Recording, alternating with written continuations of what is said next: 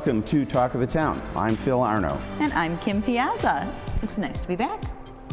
Kim, last week's show on global warming, or climate change, if you will, got a lot of response. A lot of people messaged us, and I got a couple of phone calls saying that they didn't really think that there was much question about global warming or climate change, that it was kind of a dead issue. And they saw some of the clips that we aired, and it surprised them. Especially a clip like this one. Let's show this clip.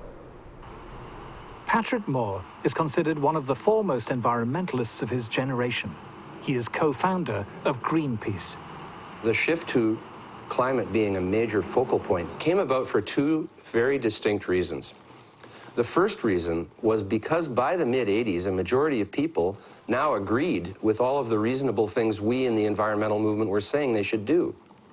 Now, when a majority of people agree with you, it's pretty hard to remain confrontational with them.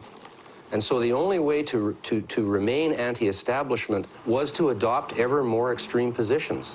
When I left Greenpeace, it was in the midst of them adopting a campaign to ban chlorine worldwide. Like I said, you guys, this is one of the elements in the periodic table, you know. I mean, I'm not sure if that's in our jurisdiction to be banning a whole element. Destroying the wall were soon done. The other reason that environmental extremism emerged was because world communism failed, the wall came down, and a lot of peaceniks and political activists moved into the environmental movement, bringing their neo-Marxism with them, and learned to use green language in a very clever way to cloak agendas that actually have more to do with anti-capitalism and anti-globalization than they do anything with ecology or science.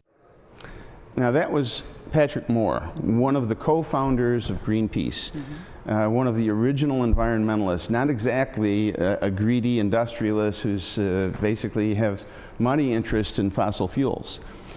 He's basically giving the other side of the story. People who disagree have been demonized, they've been made fun of, but there is another side to the issue. And so what our whole premise was last week, and what I urge people to do, is look up Patrick Moore. Look up the other side of the issue. Just be informed. You don't have to believe me or anybody else but yourself. Do the research on it, and it's not a dead issue. Make up your own mind.